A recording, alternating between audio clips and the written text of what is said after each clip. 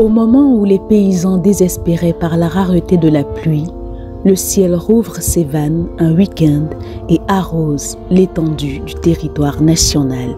Ce bonheur immense pour ces agriculteurs s'est transformé en souffrance pour les habitants de la banlieue dakaroise. Les eaux de pluie ont plongé des familles dans le désarroi profond. Des maisons englouties, des familles dispersées, certaines cohabitant avec les poteaux électriques qui traversent les habitations. À cela s'ajoutent les risques sanitaires.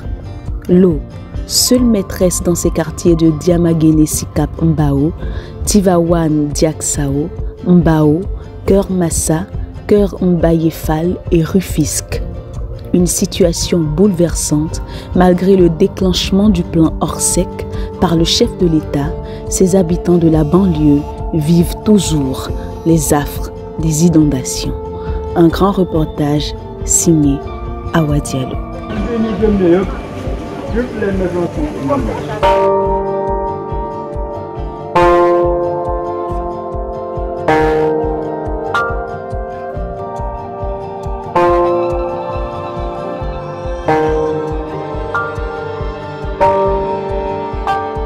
Après la pluie, ce n'est pas le beau temps en banlieue dakaroise. Après les fortes pluies qui se sont abattues le week-end du 21 au 22 août 2021, la capitale s'est réveillée sous les eaux. La situation est indescriptible, comme ici à Diamagene Sikap Mbao. On a perdu tous nos bagages. J'ai perdu 2 chambres à coucher, une télévision, des meubles de coin, plus le frigo.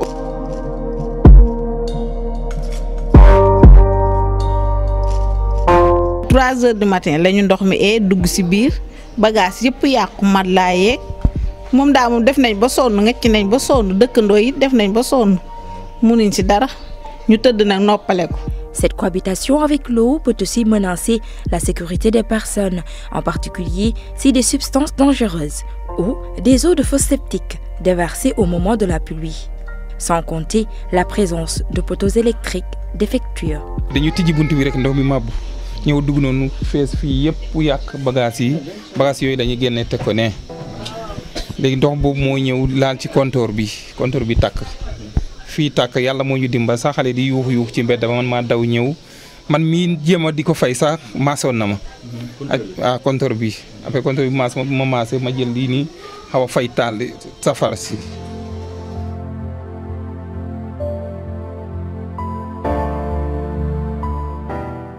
La nuit, le moment le plus redouté de la journée par ces familles sinistrées. C'est le cas pour Atakoté. La cour de sa maison à Diaksao 2 dans la commune de Tivaouane Diaksao est transformée depuis 3 jours en marigot. À l'intérieur, elle a surélevé les lits et les meubles. Mais elle et toute sa famille pataugent dans l'eau jusqu'aux chevilles. Pour les habitants, à l'instar de Madame Dramé, ce n'est plus de l'eau de pluie, mais une grande mare d'eau. Elle juge cela très dangereux, surtout pour les enfants qui peuvent s'y noyer. ndax démb fii laa togg ba pare sama ceeb bi fii la këpp démb fii laa ko tegoon ak gaz bi teg ko fii di togg gaz bi ndox bi dem ba àttanutul gaz bi ceeb bi yëpp ma dem bay sóor ak ceeb bi nii gaz bi nii la def yëpp këpp ba démb kër gi ñu dena sax moo ñu tubal boolu añ liy añee démb. miiti trop yeneen tuut tànk yi ñu mën a jàllale neen leen fee yeneen suñ kër mbokk yi ñeneen ñoo xam ne mënuñ ñàkk a dem ñoo ngi si ñun am na sama benn doom ndaw boo xam ne parental la moo ngi ci biir di nalaw barki dem daa surux da doon nalaw léegi xam nga rek xale dafa tëra di fajar gi papam génn dem jàkk ji di julli mu prière rek daanu si ndox mi man daal vib bi rek laa dégg jug rek di làmbaatu rek gis tànk bi li ma yëkkati tànk bi dafa fat tout ko ma yuuxu waa kër gi yëpp yeewandoo ma bës affaire bi bës mu doogay génn doogay mën a yuuxu waaye tout ko mu dee mu ko yéexu na gis rek day dee. Il est presque 22 heures et le dîner n'est toujours pas encore servi. Le sinistre a bouleversé totalement leurs habitudes. Ils essaient de s'adapter en attendant de voir le bout du tunnel. Pour les heures de repas, ils mangent en position debout. fii la ñu reer xaw di lekk wallaahi laa ji nii la ñu taxawee di lekk nii fu ñu teg gaz bi nii suñ ko teggee fa la ñu fii laa yekk jël ko teg ko fii ñu ñëpp ñu ñëw tiim ko taxaw di lekk. saako suuf laa sol ba pare teg si gaz bi doog a mën a toog waaye ndox bi attanul gaz bi pour mu sëppi si suuf. doog dugal néeg yi nga xool lal yi ni ñu leen toojee gisal lal yi ni ñu leen toojee.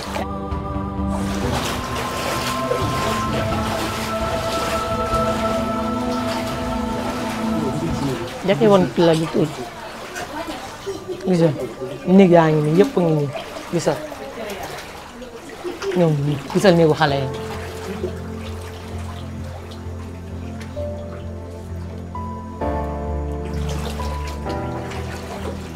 nga néegu xale yi gisal néeg yi.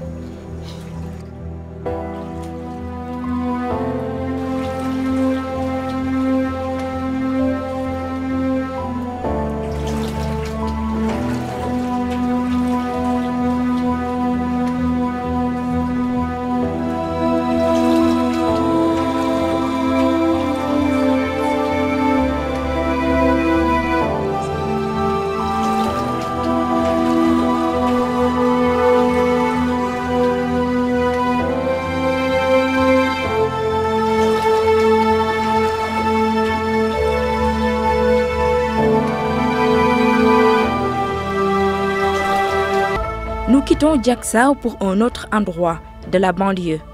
Nous sommes ici à Mbao où la situation est au bord du chaos.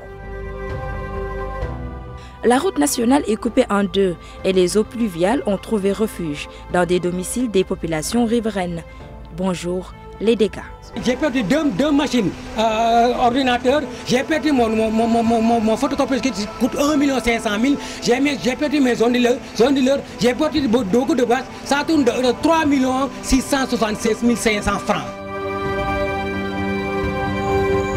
Man Fatou Mbaye laa tudd xanaa yére yi rek tooy xepp batan yi ci suuf yëpp a tooyoon dama ko ajoon waaye bi ma ñëwee damaa fekk batan yëpp tooy damaa ngi woon sama kër mbokk yi fi laa nekkoon waaye damaa ñëw fekk yére tooy loolu waral sama fóotum guddi mi. Autre localité, autre décor, Keur Massar. Ici, l'eau a changé de couleur et une odeur nauséabonde agresse nuit et jour le cadre de vie des résidents. Les larves et d'autres insectes règnent en maître dans cet environnement négativement métamorphosé. mu doon lu métti depuis ay années ñu ngi nii même situation la ñuy dund mu nekk déjà problème manque d'hygiène déjà xale yi ñu ci ndawaan yi ñi nga xam ne dañuy raam ñenn ñi nga xam ne dañuy jàng dox kenn mënu fi toog ndax ñëpp la ñu évacuer dans les régions matelas yi dañuy tooy mukket yi kenn mënu ko lal. À quelques encablures de là vit la famille Diédhiou au quartier Ndiogou-Niang. Elle n'est pas non plus épargnée par ces précipitations. xam nga ni lii ci jaboot ah neexul yaa ngi yor ay xale bu tëdd jotee doo am foo tëdd bu reer jotee doo am foo reere bu añ jotee da ngay tegale ay paan rek sa gaas te wóorul sonn rek. xale yi nag naka lañ koy dundee. xale yi bi gis nga néeg bi gis nga ni ñu def suñu ndox maa ngi nii si na xale yaa ngi nii dañoo iblisé bokk ak ñun ñëpp benn néeg.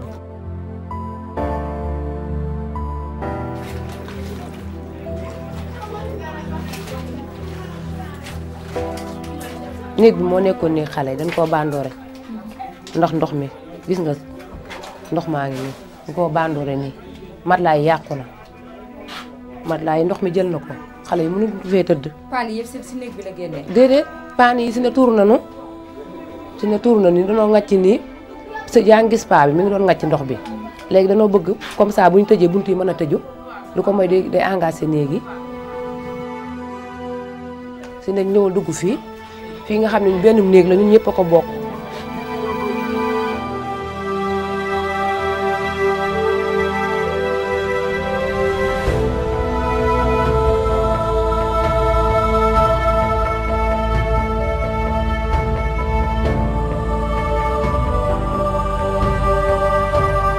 sama doom bu ndaw bi si ne biir baa ngi daw Mariama biir bi day daw parce que moom ndox bii moom daaw sax dañu ma koo jëlaloon daa am suñu benn dëkkandoo bu ko jëloon yóbbu ko Tivaouane Peulh mais ren da doon def coup de soir. Cette fragilité de certaines communes de la banlieue dakaroise s'explique à la fois par la topographie de la zone, mais aussi par une croissance urbaine incontrôlée et un système d'assainissement peu performant de la vie de cette jeune dame. Le problème, c'est dû à un canal qu'on devait dévier vers les autres sites. Ce canal vient du péage, ce qui nous a causé tout ce problème. Cette inondation date depuis 2008.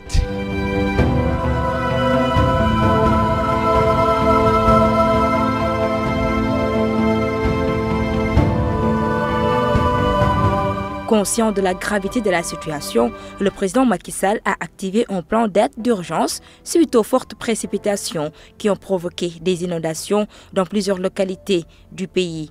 Mais beaucoup de quartiers se sentent lésés. État mi ngi dimbali même bi état day dimbali dafa war a am sart yu mu ko war a teg loxo yoo xamante ni ñi nga xamante ni ñoo koy yelloo ñu jox leen ko ñun dañoo seetaan état bi ñun dañoo seetaan ñun bokkuñu ci maanaam dëkk bi ñoom. Au Sénégal, le gouvernement annonce avoir investi plus de 700 milliards de francs CFA dans différents programmes pour gérer les inondations dans Dakar et sa banlieue.